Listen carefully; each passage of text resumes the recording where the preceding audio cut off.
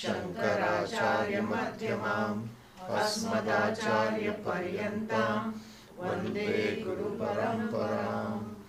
ॐ सहना भवतु सहनौ भुनक्तु सह वीर्यं करवावहै तेजस्विनावधीतमस्तु मा विद्विषावहै। ॐ शान्ति शान्ति शान्ति।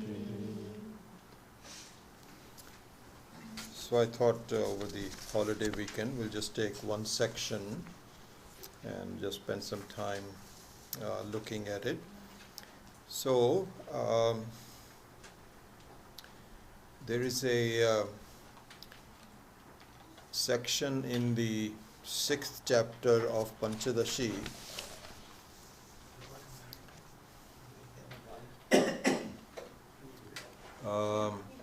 Volume okay? All right. Sounds a little low, but I'm okay. If you can. Yeah, I'll continue to do that. So this chapter, number 6th chapter of Panchadashi, which is called Chitra Deepa Prakaranam,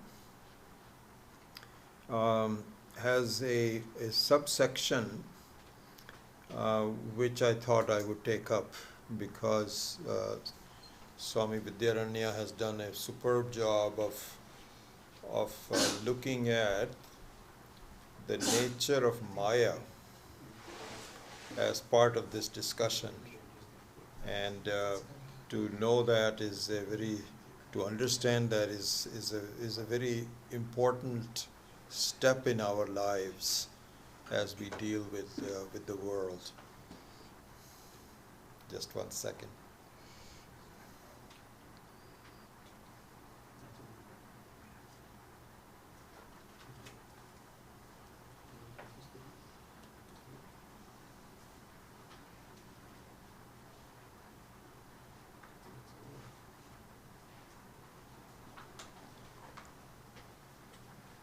Oh, you know what? This is not on. That is the problem. Sorry. You can, yeah. Okay. Is that? Okay, we'll check. Is that level a little bit better? Okay, good. Sorry, that's my mistake.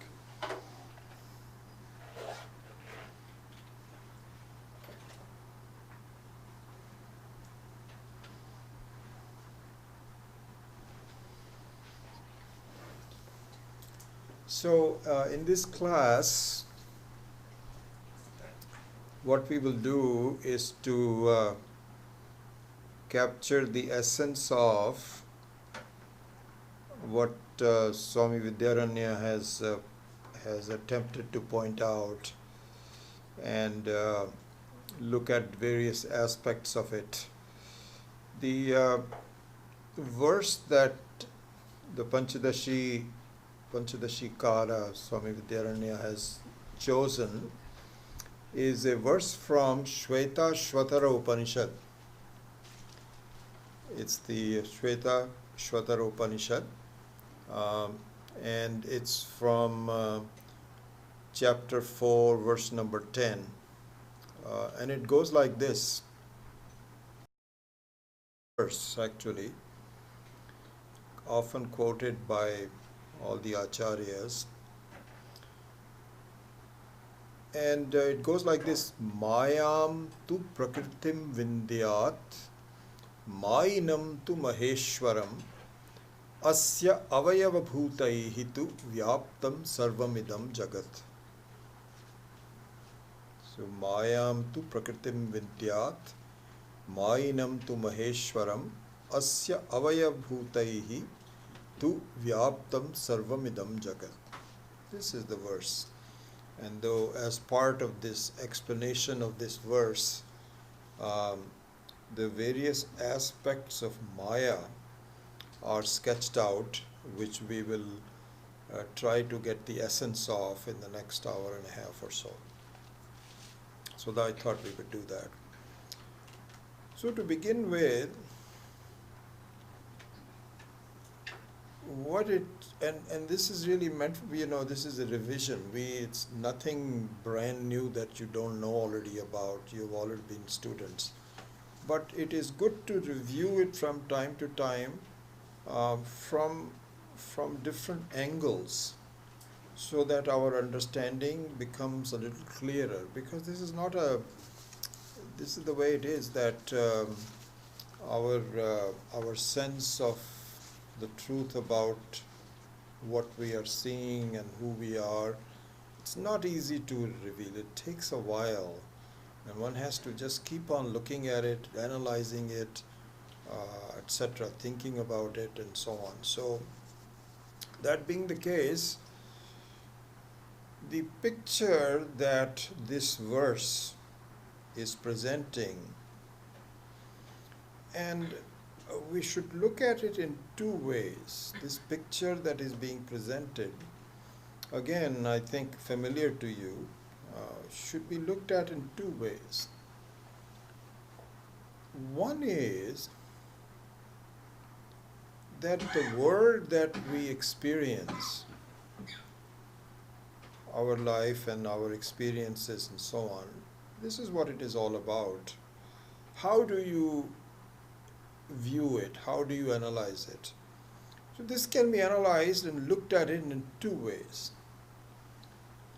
One is that it is a magic show.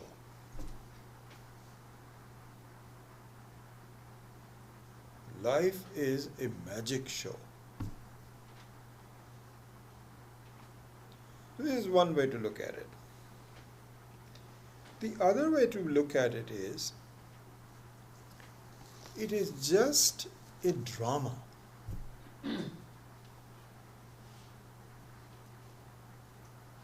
So there are differences, as you can tell, between looking at it as a magic show and looking at it as a drama. But you can look at it both ways. You can even blend the two and say this is a drama which is a magic show. But normally in our life we can distinguish between them. One is and usually the magic show does not last very long. Not necessarily, it could be for a while. But the nuances of the magic show are slightly different. And a drama is slightly different. So there are these two aspects that we should really keep in mind as we analyze our life. So let's start with the drama comes separately from it, but in the beginning, the verse says that this is a magic show. And the magic and the magician are inseparable. In other words, you cannot have a magic without a magician, because something is created out of ordinary, and that creation requires the skill of the magician. You cannot say, okay, let's imagine this and so on and so forth. Something is done by the magician. There is a show, and the show depends upon the magician. So this is what the first one says. Mayam tu prakritim vidyat. May this you see, Maya means a magic show. May you see the whole world, your experiences as a magic show. And may you see Ishvara, Maheshwara, Mahaishvara as the magician. And the magician and the magic lasts as long as the magician is there. It is dependent on it. It is dependent on the magician. And the entire magic show is the body of the magician. So apart from our worldly magic, which is slightly different because the magician is a separate person and the the magic is a separate issue. But here it is all the same. The magician, the body of the magician is the magic. So that is what is indicated by the second line of the verse. Asya avayabhutaihi tu vyaptam sarvam idam jagat. So means that the entire jagat, the entire set of experiences that we see is pervaded. Vyaptam means it is pervaded by the parts of the magician. Avayava means parts. So asya avayava bhutaihi, asya means that idam jagataha, of the parts of this world are pervaded by the magician. So one side comment before we go to the main comment is the word avayava, means the parts. So we often think about parts as being something is composed of various parts. And so there are actually schools of thought that see that the world is created by parts. You know, they say that the human being is a part of Ishvara. And we are all different parts and so on. Here, it should be kept in mind that the avayava, the parts, are not really parts. They appear to be parts. Now, what is a good example of that? Which is a sun being reflected in the various reflecting bodies like ponds of water. You may have vessels of water, you have ponds. So wherever the sun can be reflected, mirrors, any reflecting surface. So if you look at it, it appears that the sun has been made into parts. So there is a sun over here, sun over there, and it looks like there has various parts to it. But it doesn't. It doesn't, because that's a different level of reality. In the real level of reality, there's only one sun. But it has the ability to appear as many and as many parts. So similarly here also, exactly the same situation is there. That the magician appears to be in many parts. There needs to be a part of the body. But as you know very well, this is one of the fundamental tenets of Vedanta, is that there is only one person, which is Ishvara. And that same Ishvara appears as various parts. So in fact, the Jiva, you and I, appear to be different from Ishvara, but it is in fact nothing but the reflection of Ishvara in our upadhis, which is the body-mind upadhi. So the body-mind upadhi has the ability, in fact, Sukshma Sharira. So the Sukshma Sharira has the ability to reflect consciousness. And it is not as though consciousness is not there in the table, but it does not have Sukshma Sharira.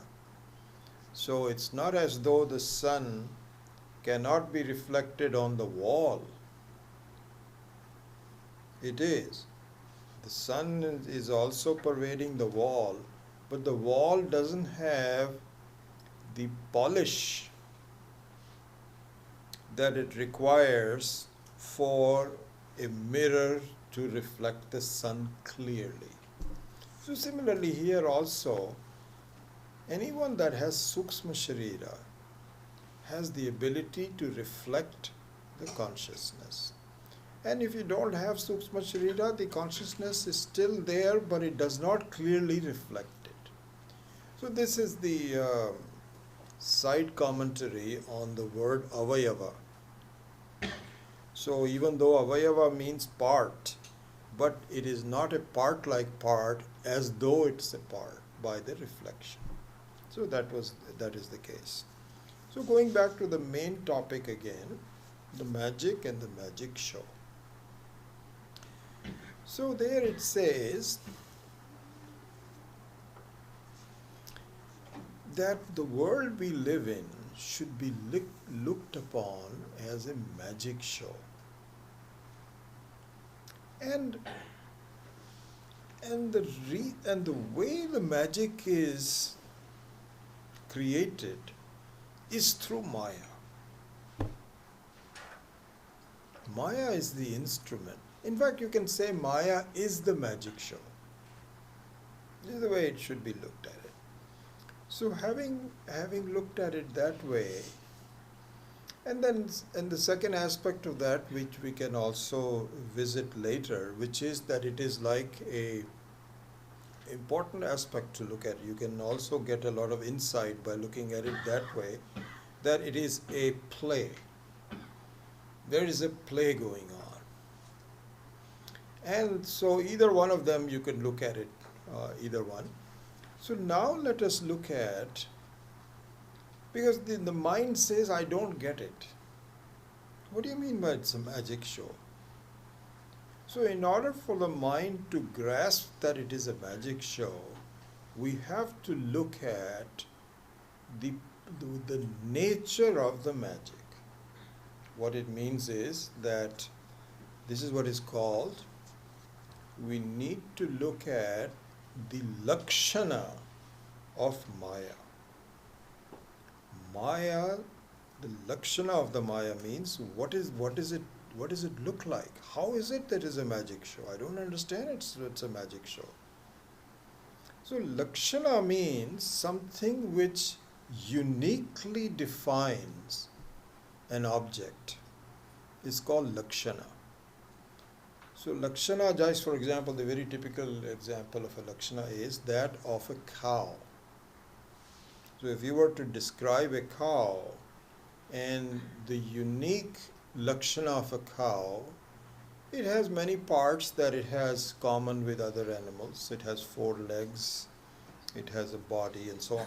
But the udders of the cow,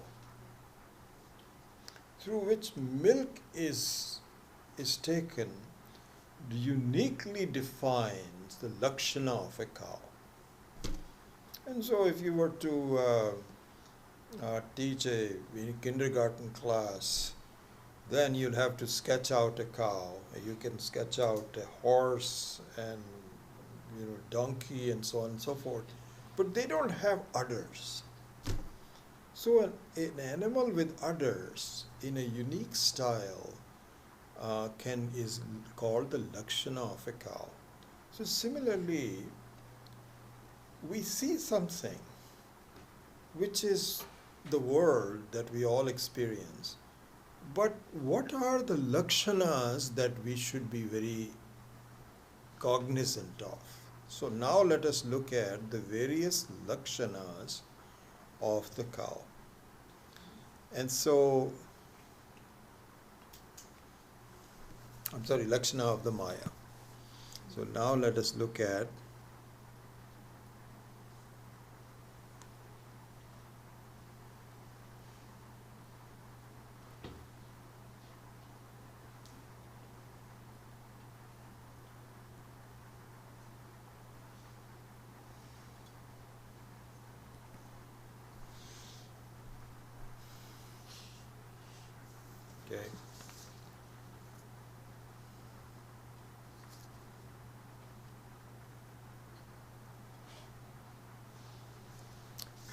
So let's just make a list of it. One is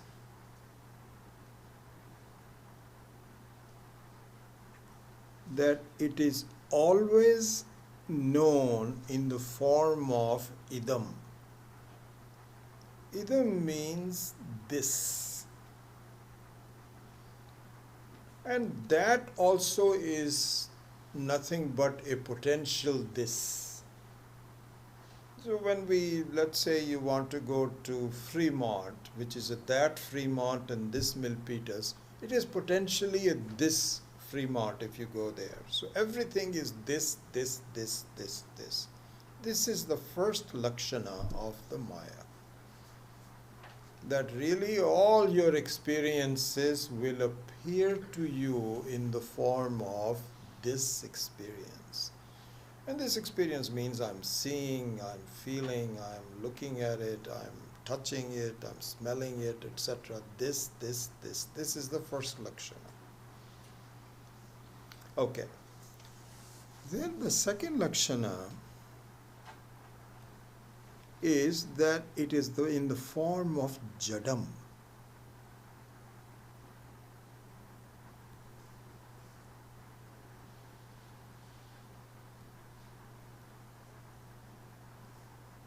Means that it is inert. And inert means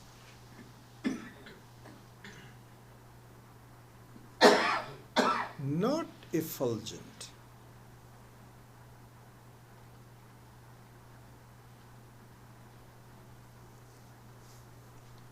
But when we say it is not effulgent, this is also not clear, because effulgent means one which has life in it, one which is moving, one which is alive.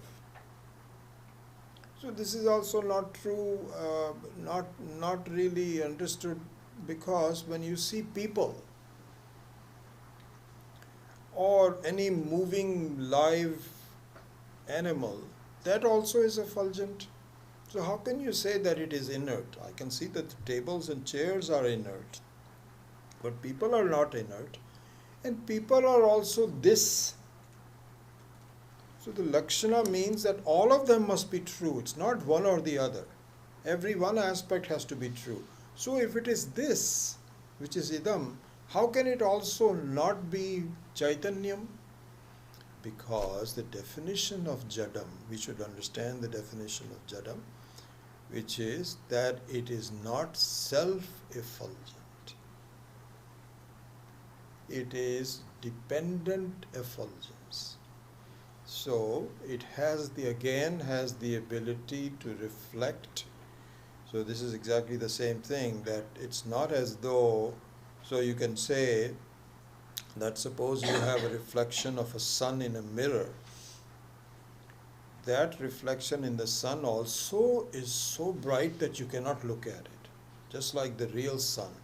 If you look at the reflection of a sun in the mirror, it is so bright you cannot look at it. It probably doesn't have the same heat, but it has the light. It doesn't have the heat, but it has the light on it. But so it looks very much like the sun. So similarly, when we say Jadam, we do not mean that it doesn't have reflected Chaitanyam. That it can have, but it is not its own Chaitanya. So just like a reflection in the sun, it is very, very vulnerable. You can close the window and it's gone. Or if the mirror is dirty, it is gone. And so it is just a reflected, it is not an independent, whereas the sun is an independent effulgence. So the Jadam means that it may be reflecting the Chaitanyam, but it does not have its own Chaitanya. It is dependent on something else. So this is the number 2. Another one, number 3,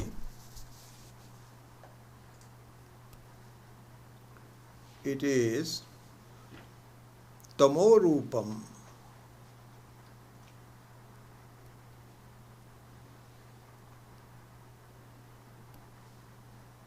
Tamorupam means it has the nature of tamaha. Tamaha means one which has darkness. Two aspects of tamaha. One which is darkness, which is dark, one which has darkness, and the other one is that it is ignorance.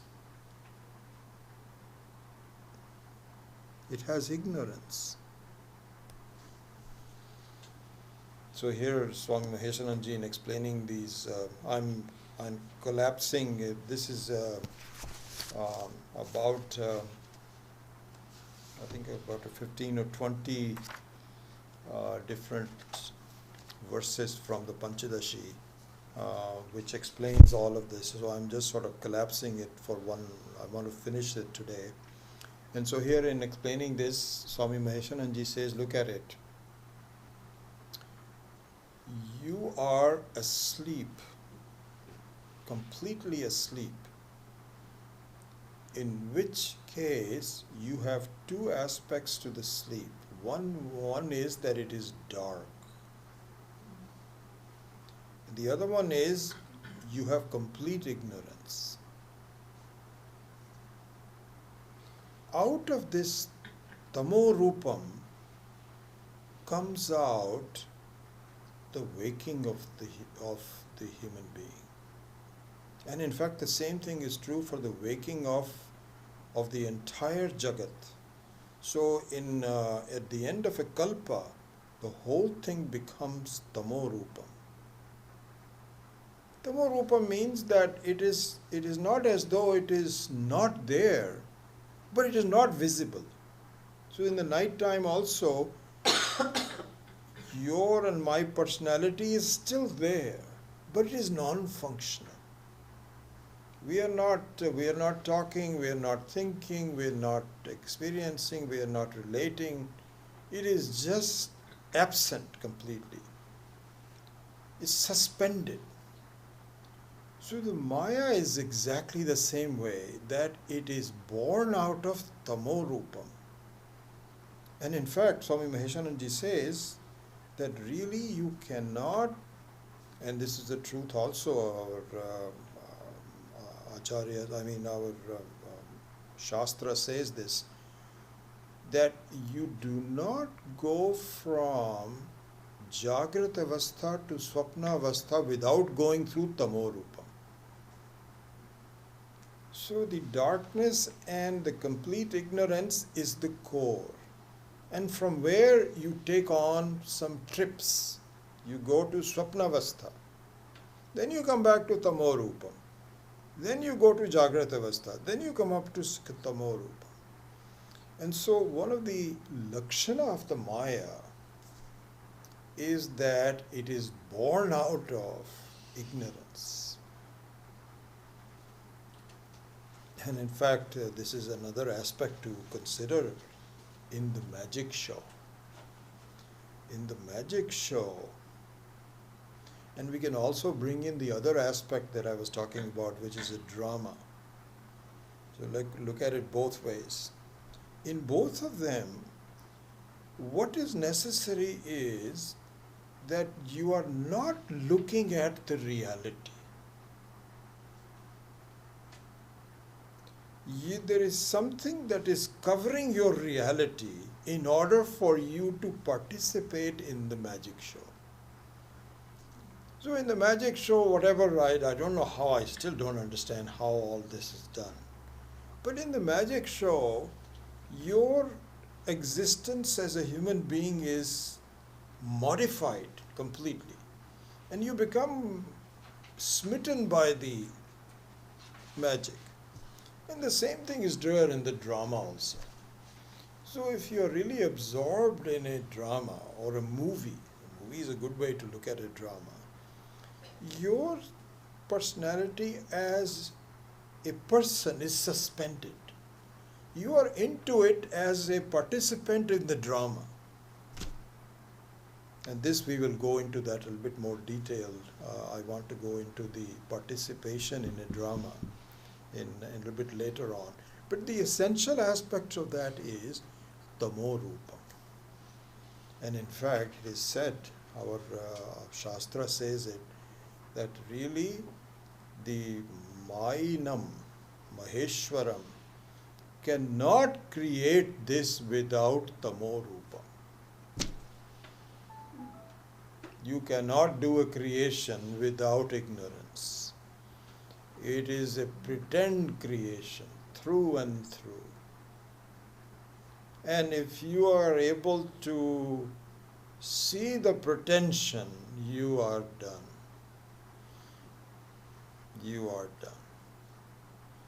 And I remember Swami Dayanand used to say that. He says, when there is a baby, a few month old baby, maybe a sitting baby, 4 or 5, I don't know what time, what age they start sitting.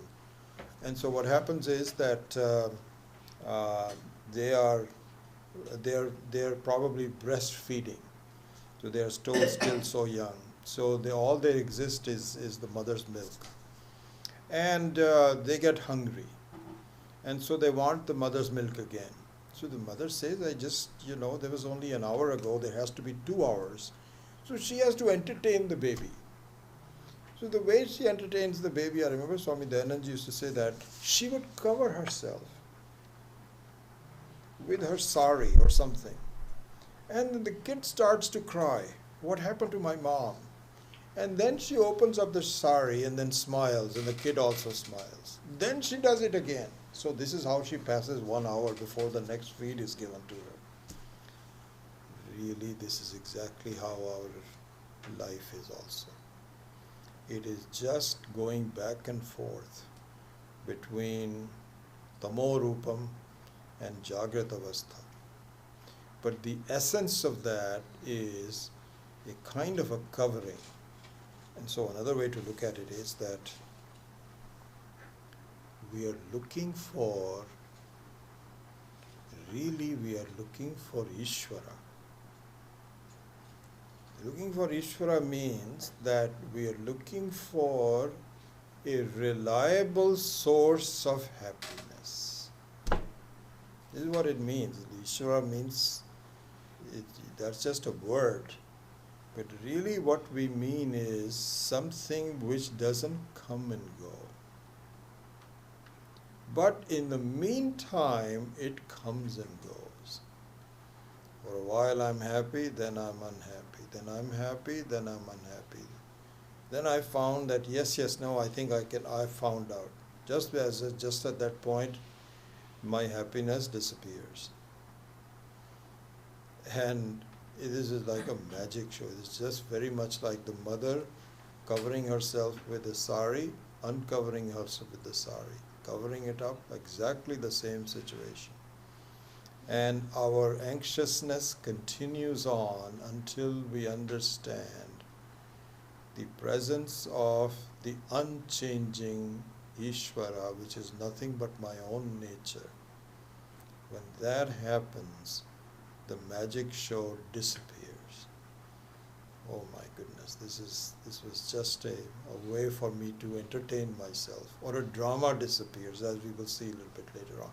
Anyway, so tamo rupam is the next one. Another one, just for the sake of completion, is ananta rupam.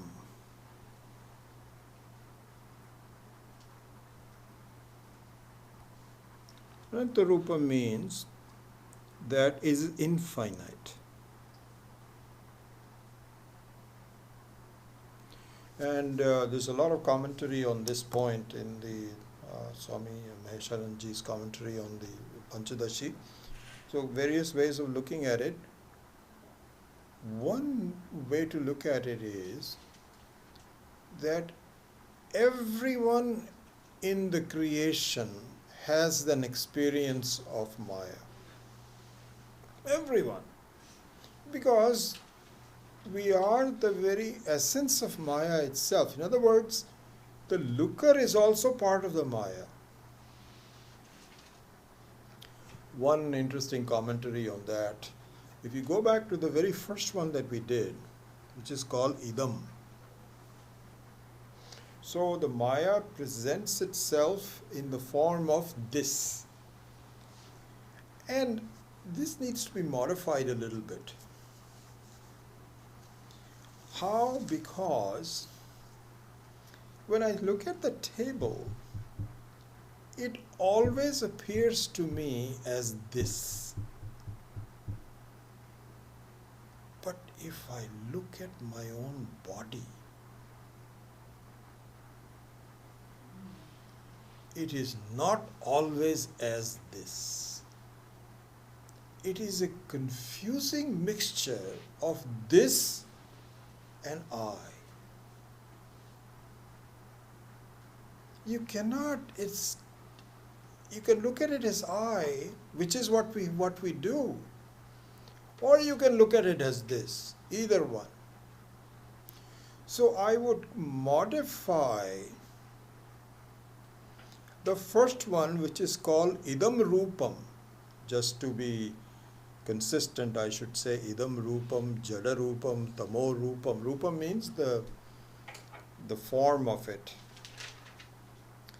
So if I look at the thisness of it, I would modify it to say that this is always there, but sometimes it is accompanied by I-ness. See what I'm saying? So what I'm saying is this. The table is always this, never I. My body is also this, but it has I-ness in it. So the I-ness can come and go, but the thisness always remains. And so that is a commentary on the idam rupam. Okay. So then the next one is ananta rupam, means that really everyone experiences the same Maya. It's not as though some people don't, some people do.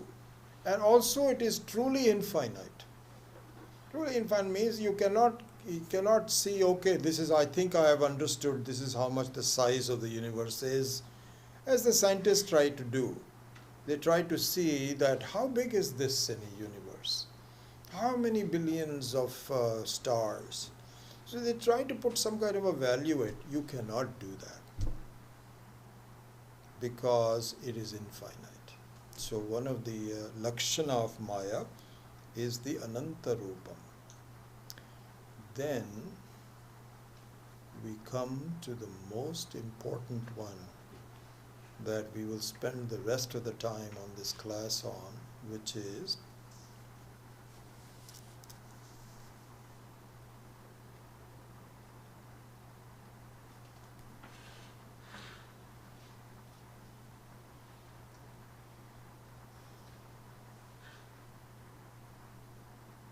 called mohatmakam.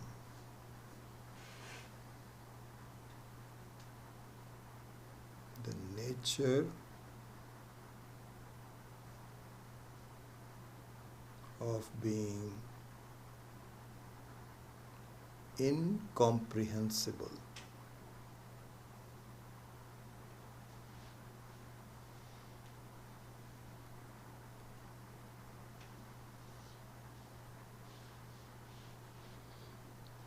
Or the nature of,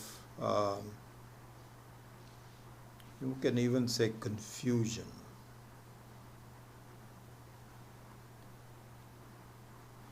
All these they complement each other. So for example, ananta rupam and mohatmakam are complementary, that it is infinite, you can never see it and say, okay, I've seen the end of this. You cannot do that. It is just, you cannot get to the bottom of it. Anyway, this is a very important one. And so now from now on, having sketched out the other ones, we are now going to look at the details of mohatmakam. Or you can use another, if you want to do it consistently, you say moharupam. Oops.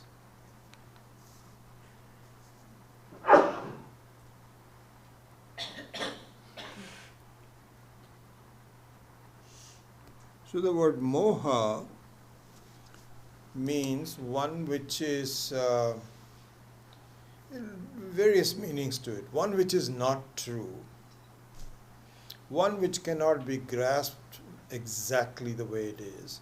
This is where now I think we have to look into that. Okay. So here it just says that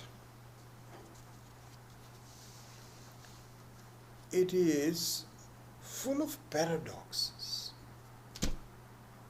Paradox. And it appears to be something which it is not. So in fact, I think that is probably the most important definition of Maya, which we have done before. So Maya is Yama Sa.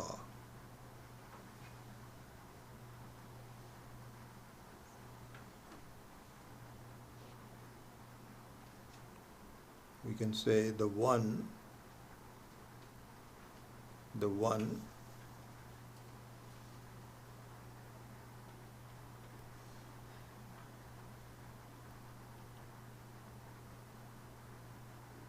you can just say that, the one which is not.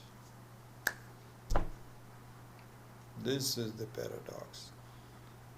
This is the unique ability of the Shakti, the power of Ishvara. Ishvara cannot do this creation without this Shakti. This is a pretend creation. You can pretend it is there when in fact it is not there.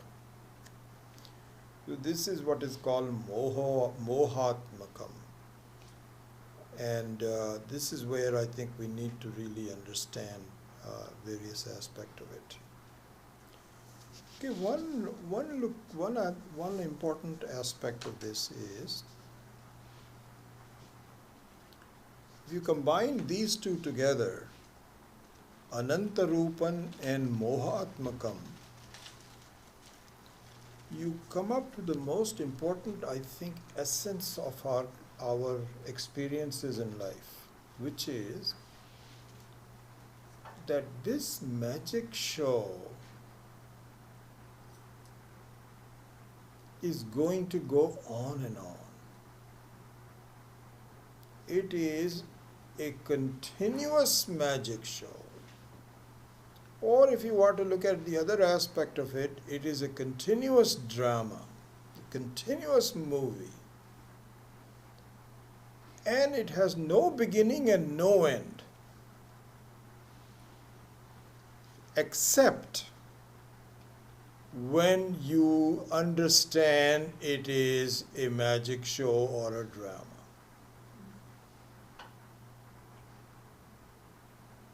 If you understand it, the whole thing disappears. But until you understand it, it is both Mohatmakam and Anantam. And so what that means is, really we should look upon our lives as a continuous magic show, continuous drama. And it is only interrupted by a change of clothing. That's all. When you go from one life to the other, that you just Jirnani Vastrani Vihaya, as Lord Krishna says. That all it just means that you just need to, just like just recently I had a shirt, which is one of my favorite shirts. It's a no iron cotton and very soft cotton. And I was on this trip, and all of a sudden I discovered there's a big rip on there. My favorite shirt. So my wife thinks she can repair it, but I don't think so. We'll see if she is able to. I have to discard it now. This happens from time to time and so on. But so the life is exactly like the same way. that we have a costume. The body and the mind is a costume, and especially the body. And after a while, you just have to, it just rips. But the magic show continues. You get some brand new clothes, and the whole life begins all over again. It really doesn't begin, it is just it's a continuation of Act 1, Act 2, Act 3, and so on. And only when you understand that it is a show, then, as we will see that in a few minutes. Anyway, I'll just give you the very sketches of the Mohatmakam. So one is, which is Maya. So here one thing to see is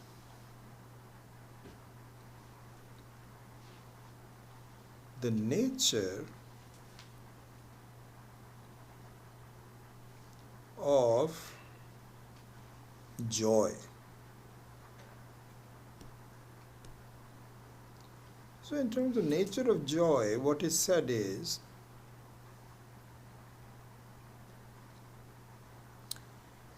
an understood Ishvara is joy. A misunderstood Ishvara is dukkha, lack of joy.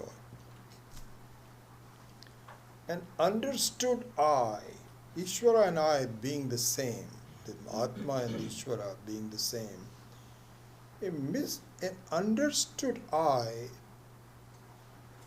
is the source of joy, is true joy. A misunderstood I is the source of non-joy.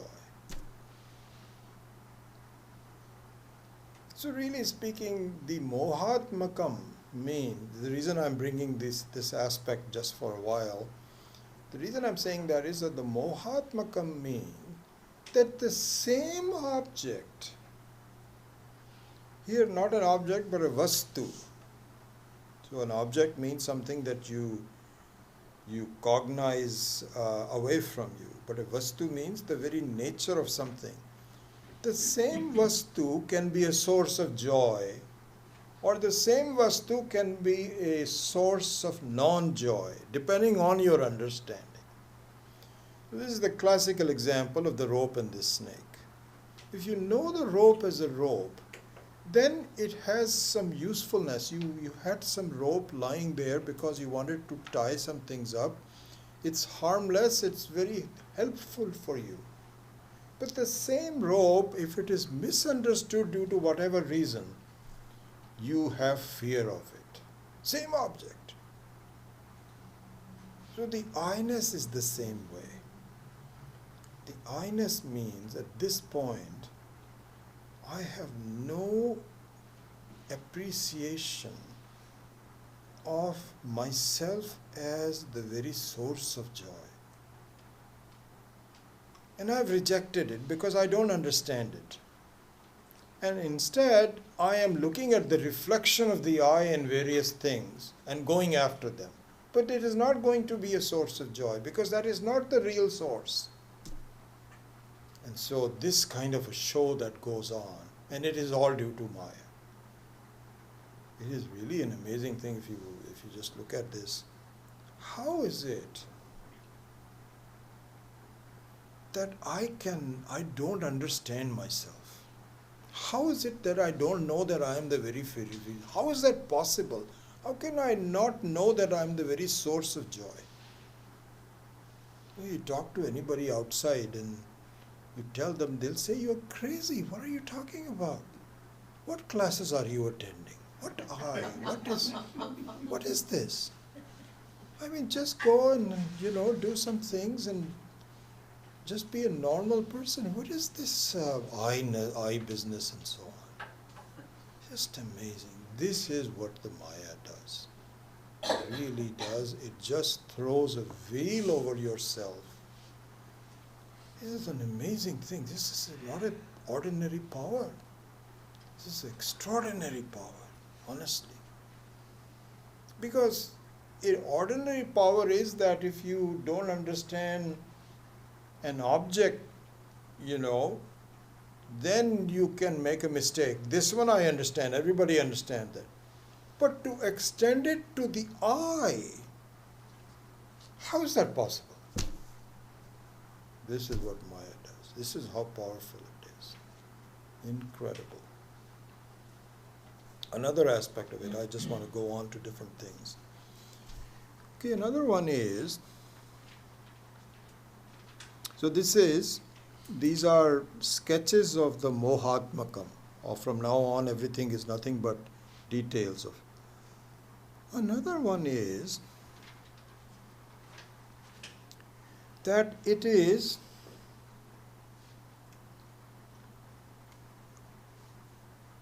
both so it is both independent. I'm talking about Maya, Mohatmakam, independent and dependent.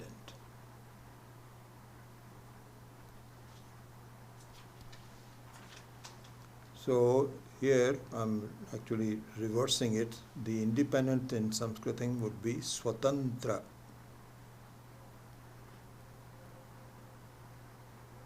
And dependent is called Paratantra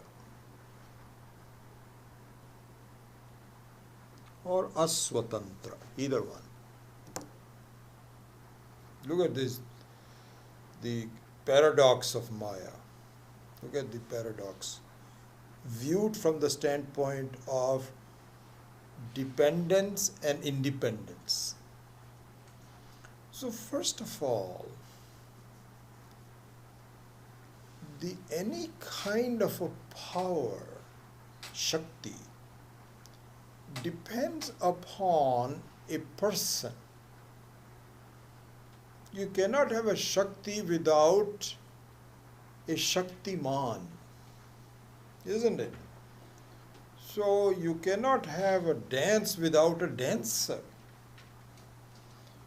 You cannot have a music without a musician. So what it means is that the Shakti depends upon the Shaktiman. Shakti depends upon Purusha. In fact, it's interesting, I'm going back and forth a little bit. So let me go back and talk about the word Prakritim. So the very first verse that we saw, Mayam tu Prakritim Vindyat. May you see Maya as the Prakriti. So we have already gone through this, but I'm just sort of putting it all together. Prakriti means Prakarshena Kriti. So Kriti means something which is composed, which is presented. Like for example in music also the word Kriti comes in. The musician will say in Hindi, मैं आपको एक नई कृति सुनाता हूँ. I'm going to give you a new composition. So Kriti means a composition. Prakriti means Prakarshena Kriti, means amazing. So the word nature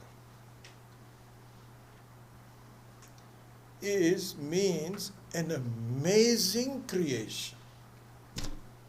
And the example given is the thumb. How Ishvara, in the space of just half inch by half inch, has created infinite combinations that cannot be duplicated. Incredible. This is called Prakriti. You cannot make a human being artificially as good as it made by the Lord. It is just incredible. So this is what is called Prakriti. So Prakriti means the Kriti depends upon the person who is doing the Kriti. So therefore, Maya is clearly dependent. You cannot have Maya without Purusha. You cannot have any experience without you, the experiencer. It's most important. So therefore, really, Maya is truly dependent. It is a Shakti on the Purusha. it is also swatantra. It is also independent. Why is it independent? Because it makes you, the infinite, timeless person, into a small,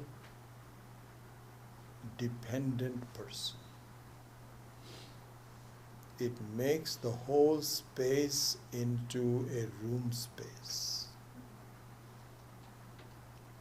And it does it without your asking. Maheshananji explains this so well in this. He says, did it ask for your permission? Did you give him the permission? Yes. You know what? I am the infinite source, but I just want to be a miserable person. Without your permission, it has converted you into a miserable person.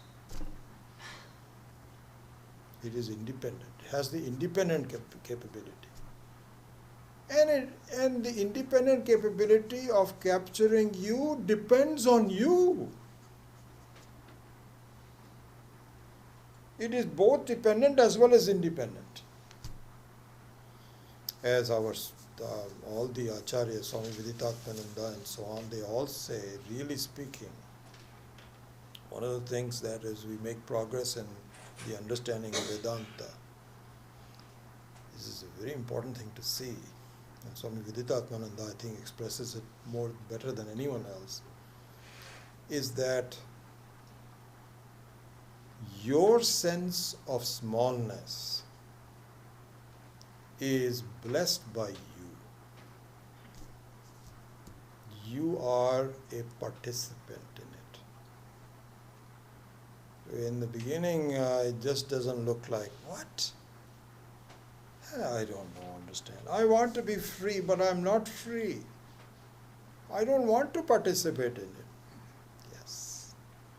Without your knowing, without your acquiescence, you are blessing. Hence, Swami V also says that the world simply pushes your buttons. What that means is that the apparatus for you to feel small is already there, waiting for it to something to trigger it. That's it. The fact that you are insecure, that I don't have everything in the world. I'm just a small person. I don't have this. I don't have intelligence. I don't have money, and so on. It's already in there. But somehow or the other, you sort of don't invoke on it. But if someone comes along and makes a statement which reminds you of your smallness, then your smallness comes aboard. All of a sudden, it becomes jagrat. It becomes alive with it. So you cannot push a button until the samagri is already there. Swamiji makes a very good analogy of that. So that's exactly what it is. So it's a very funny situation, really speaking, that Maya at the same time is both dependent because it depends you for your acquiescence, but at the same time it didn't ask for your permission to make you into a small person. And so this is explained very well. So it is both swatantra as well as paratantra.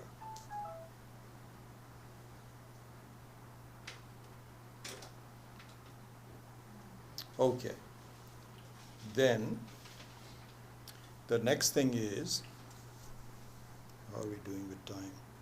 10:02. Okay, we have enough time. The next one is, I don't know, I can make some lines to indicate.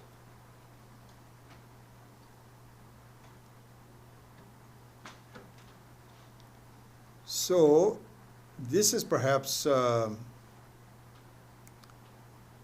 really, we'll just spend a lot of time on it. It is what is called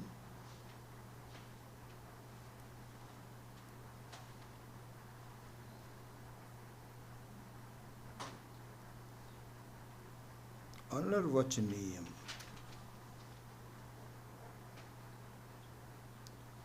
So this is the same thing as we saw earlier. Nature of being incomprehensible. Mohatmakam. So this is that point now going to Anirvachaniyam. So Anirvachaniyam means it is Sat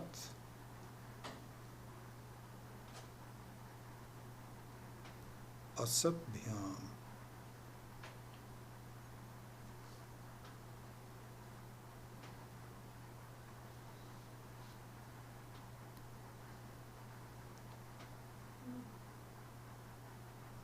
It is different from Sat and different from Asat. It's somewhere in between. So somewhere in between means you cannot say it definitively where it is there.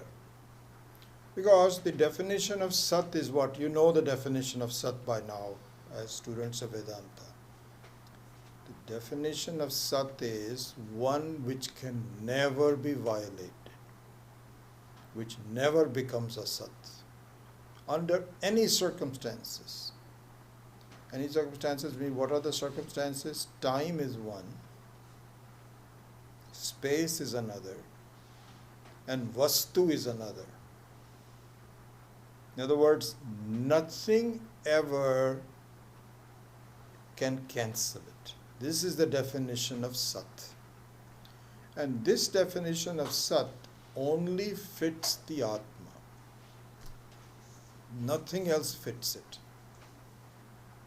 So this is the Sat. Asat means which is just the opposite of Sat, which is never there under any circumstances. And there are not too many Vastus like that. You can postulate it. So we have seen that the square circle is a good example of that. Square circle is Asat. There is no such thing as a square circle by the very definition. This is called Asat. The interesting thing is that the Ananta Rupam of Maya is all Asat Bhyam Anirvachaniyam. It is all in the case of Mithya. With the definition of Anirvachaniyam it is Mithya.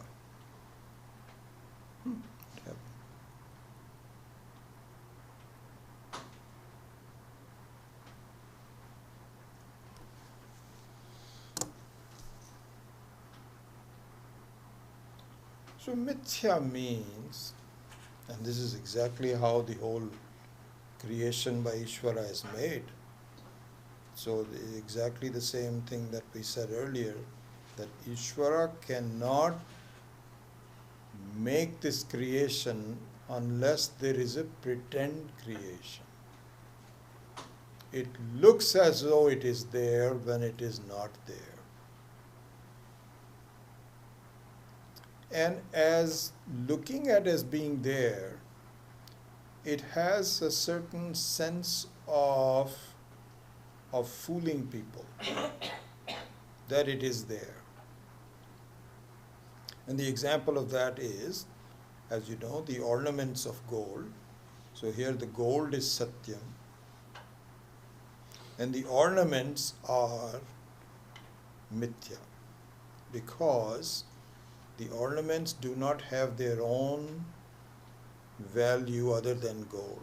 The weight of the ornament is the weight of the gold. The look of the ornament is the look of the gold. Everything is borrowed, but it has some nama rupa, some utility. Swami Maheshananji says that supposing you say that the ornaments are not there, only gold, he says then all the goldsmiths will go out of business. There is a tremendous industry of being able to make ornaments in gold. And of course you cannot say that it is not there at all. because it is very much there. There's a story given in this, it's on this score here. So Gandhiji, apparently, when he was towards the end of his life, when he was becoming so famous and everybody was inviting him and so on, so he was invited to give a talk at Varanasi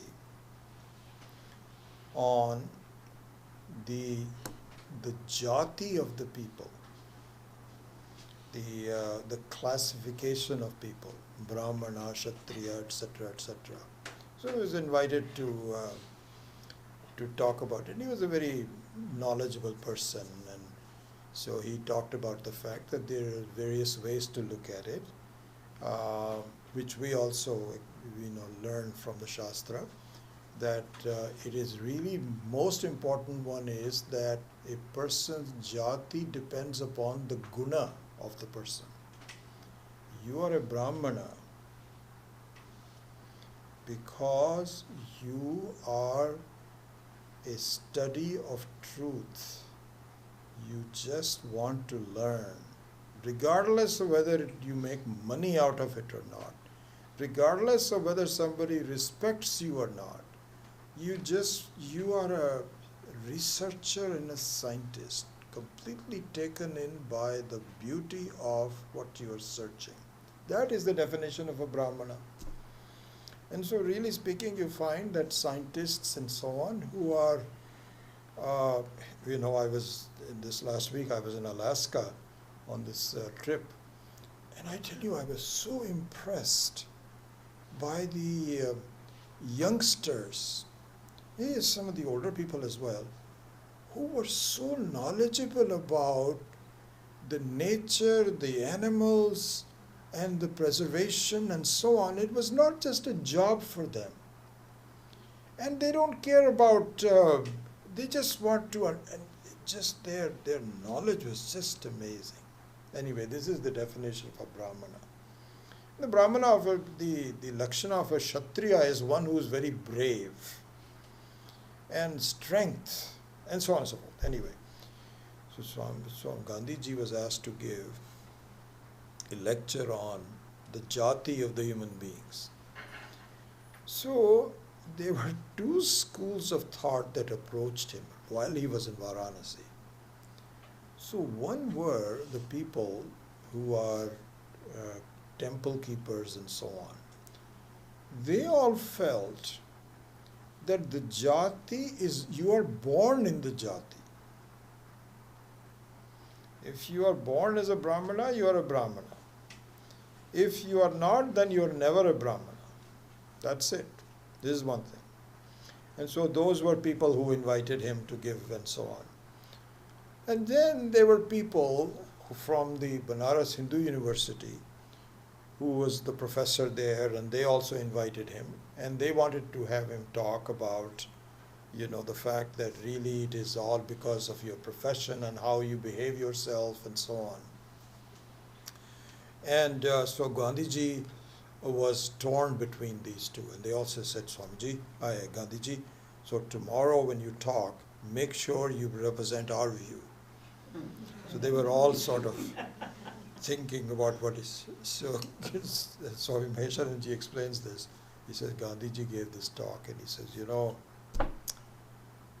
are such scholars. I really appreciate your scholarship and how you've devoted both sides. He was talking to both sides and so on and so forth.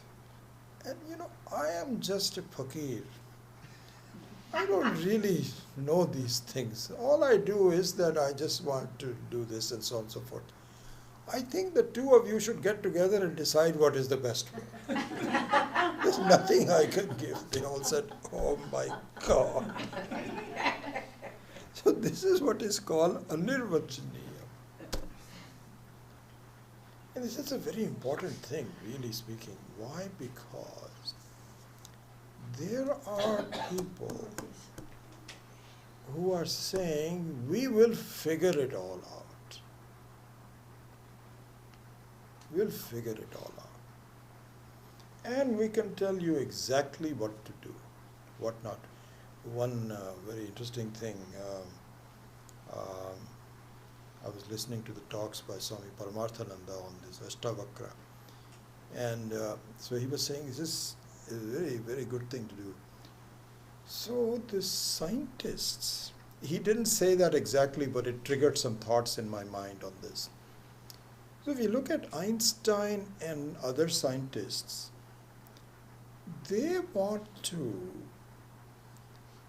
represent the creation in the form of a mathematical formula. What is it? It's called, they were all looking for, huh? String theory. What's that? String theory? No, not string theory, but there was, Universal. huh? Universal. Universal, something universal that explains really everything. And they came quite close to it. Not quite close, but they were trying more than anything else, they came up with it. So here's the situation. If you look at it, we are all looking for a mathematical formula for increasing the joy in our life.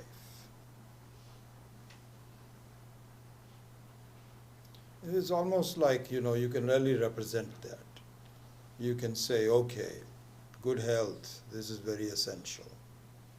Okay, and how is the good health? That means that you have to see what you're dependent on, what are your allergies, avoiding them.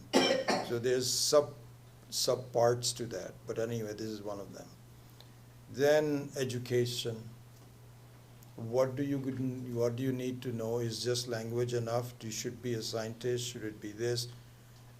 It's another branch that you have to do. Friendship and being socially, active and thinking of others. So this is exactly what is called a scientific formula that we are all searching for. And everybody says, you know what, I think if you change the following variables, then you will be happier. But the following variables, like for example, supposing they say that if you become a social worker, totally dependent on others, on their happiness of others, then you'll be very happy. So this is one formula. Other one is that if you make a lot of money, then you'll be very independent. Then we find that's also not true. Social workers are also not. So we are all looking for different formulas of life and so on. You'll never really find it. This is exactly another reason for this is called anirvachaniyam. You're never really going to find it. Except if you see that this is just a play. You are not going to find happiness in the play. You have to find this is going to go on and on and on and on and on. And again, it is just like you wake up from a dream, you go back into another dream. You wake up from that, you come back into this dream. It's going to go on, and there's no finally you look in to say, is there, but you cannot give it up as well. If your nature was not of pure joy, you could have given it up. But your nature is joy, and so you cannot give up the quest for joy. But we seem to feel that somehow if I readjust my life the following way, I think that will be wonderful. And for a while it seems to work. Then one of the variables goes haywire. Your health goes bad. Your money runs out. Your friendship has emotional problems. One thing or the other. You're back again to the same square. So this word anirvachaniyam means please do not try to articulate a formula which is never going to happen. Instead, look into who you really are. And so this brings us to the last point, that the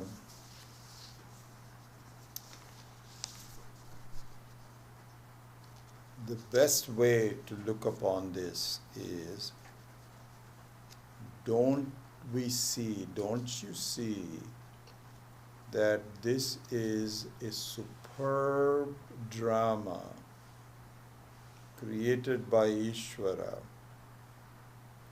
and that this drama by itself is full of tragedies and comedies.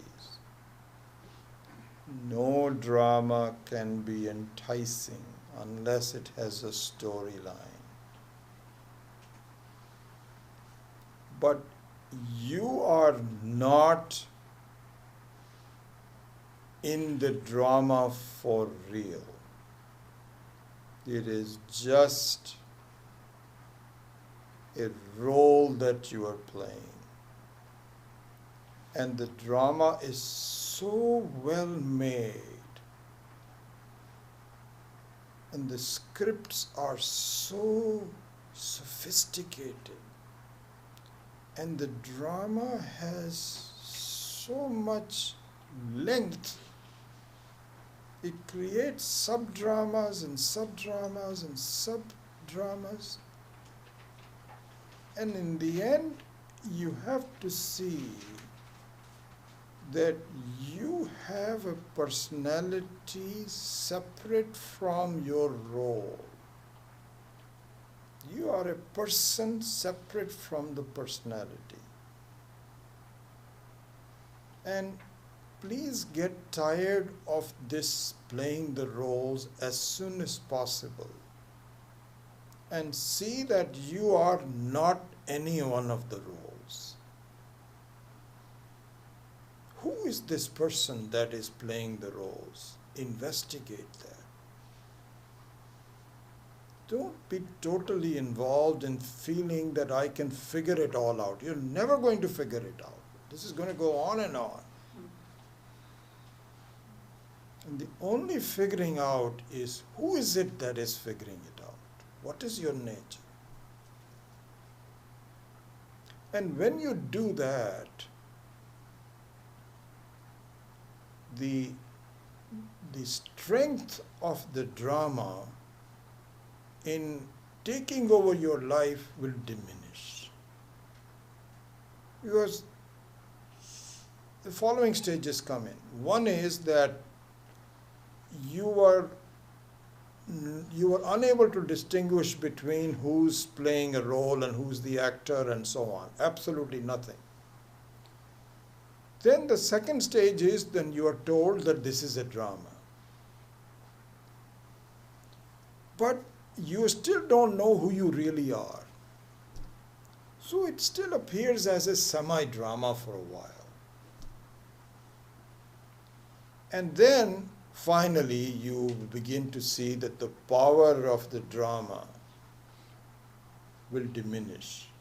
And the significance, Swami Paramarthananda uses this word. Right now the outside drama is very significant, and the Atma is very insignificant. And then there comes a time where the significance of the Atma becomes more real, and the fading of the significant Anatma also becomes real. And so there, one last thing before I end this is that the Maya Shakti and the Lakshana of the Maya is such that while you are figuring out that you are separate from the act, from the role, you should continue on in the drama while you're figuring it out. Don't just stand there and say, I've understood this is to be a drama, when in fact uh, there is a greater script. That's the word I was looking for. There is a script that is going on. And while you are figuring out that this is just a drama, you have to follow the script.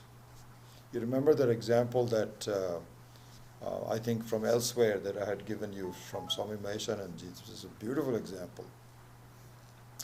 The example is, I'll remind you, you've heard of that there was a script where there was a car driver needed to speed up and chase some thief, and you had to drive the car very fast. This is the in the movie.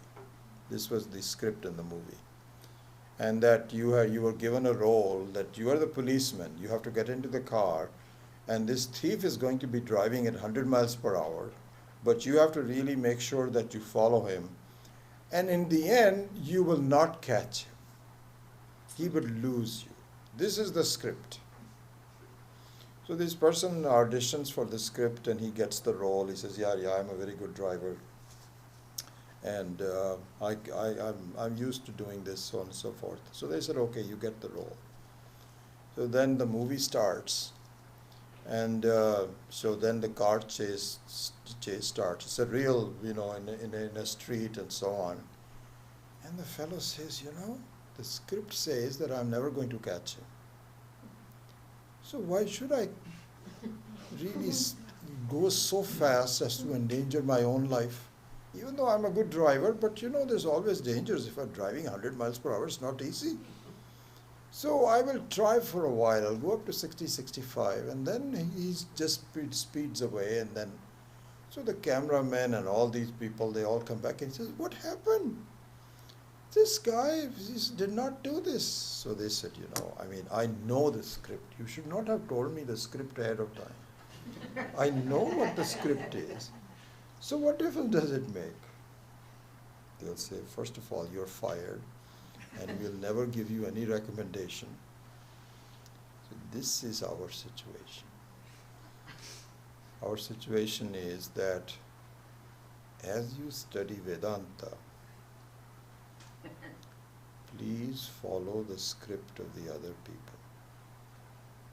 There is in fact a script. You cannot say, I'm sorry, I cannot really work with you and so on. I'm just going to be studying Vedanta.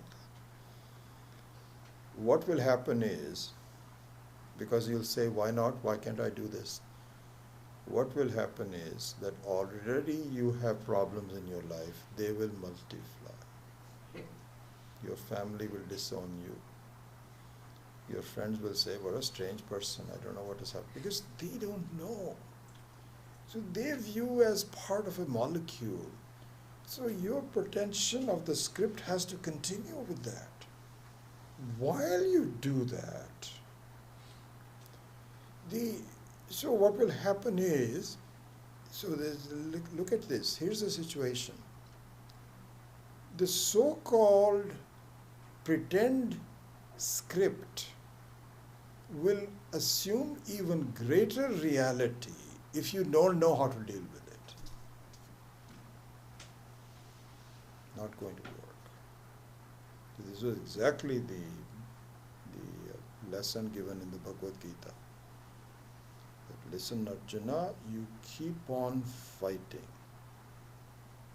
Do not give up. But in the meantime, you please understand that you're not really permanently killing anybody. They're all my folks that will come and go. And please understand that you are a timeless, ageless Atma. But outwardly, do not change the script. Just keep on with it. So therefore then, the last part of the Maya Lakshana is that, so this is where we'll talk more about this, that a sense of whatever is needed by you, which is what is called defined by duty. So whatever is expected out of you, you continue with that. But do not create your own desires. Let slowly the desires of the world become less.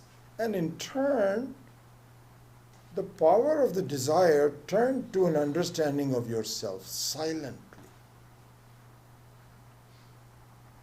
Silently for yourself. Live your own life. Don't be a party to, in other words, if you want to see that this is a play going on, then follow the script. Follow the script. And in the meantime, whatever time you get, you investigate into the fact that the Maya is anirvachaniyam. It is never going to end. And you alone had no beginning and no end. And as you do that, you will find that your life itself becomes a very source of joy to yourself. So this is the understanding of this section of the Lakshana of the Maya, which I think will help us in understanding. So with that, I'll close the class and ask for any questions. Om Asato Ma Satgamaya Tamaso Ma Jyotirgamaya Mrityo Ma Amritam Gamaya Om Purnamadav Purnamidam Purnat Purnamudachyate Purnasya Purnamadaya Purnamevavashishyate Om Shanti Shanti Shanti Hari Om Shri Gurubhyo Namaha Hari Om. Yeah. So you mentioned that Maya is both independent and so I guess there's another way is explained, I think, is one is the Ishvara Srishti, which is independent. It's born with the body and mind, and so and then there's a dependent, which is the Jiva Srishti, which is the projected connections to and the binding to the objects of the world, which can change. The dependent part can change over time as one progresses through life. Would that be right? So I think the way I look at it is, the way I've understood it from all the teachings, that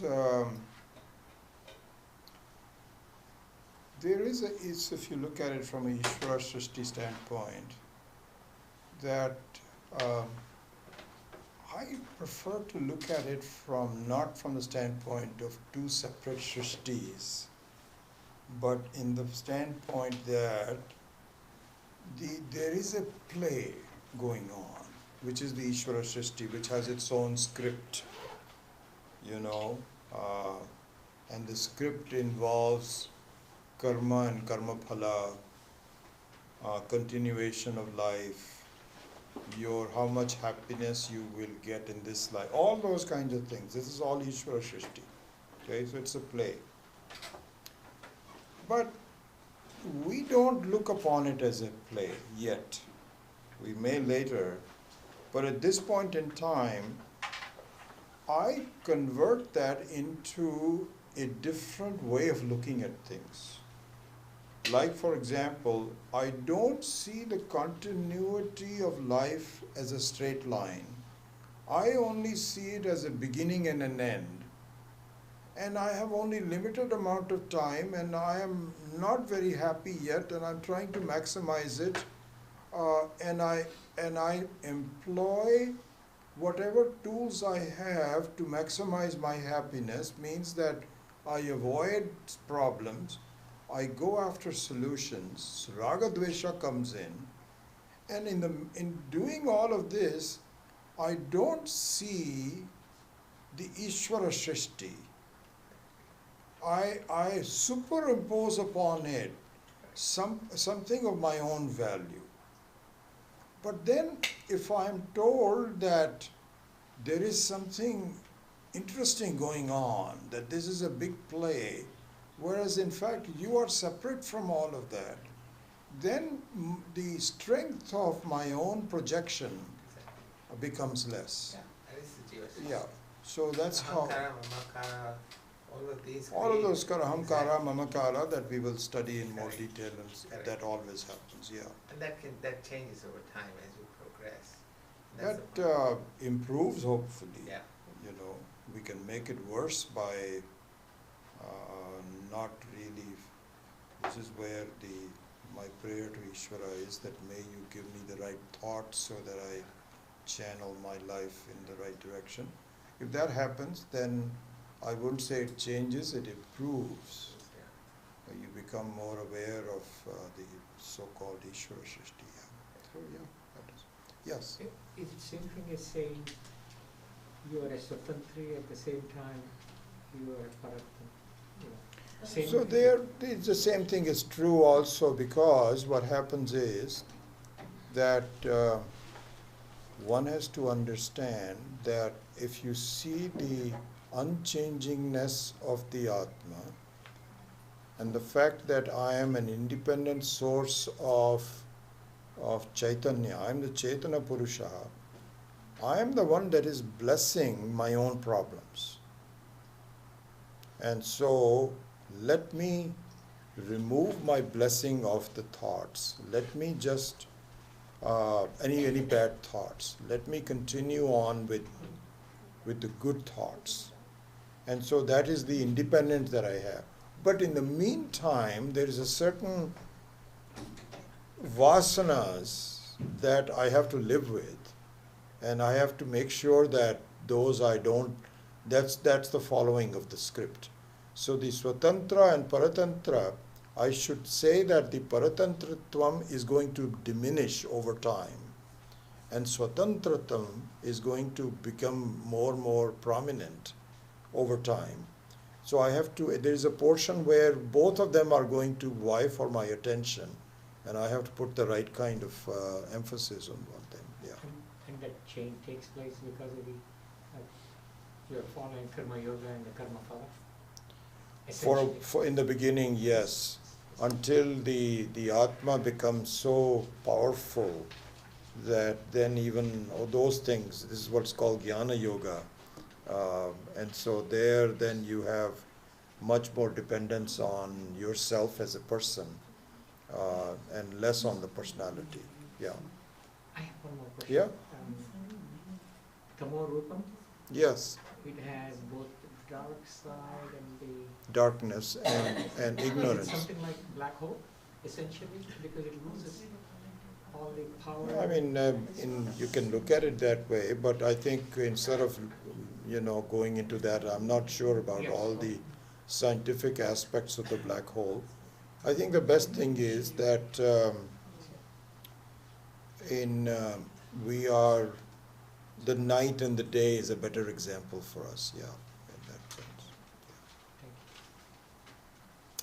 you. All right, enjoy the rest of your weekend.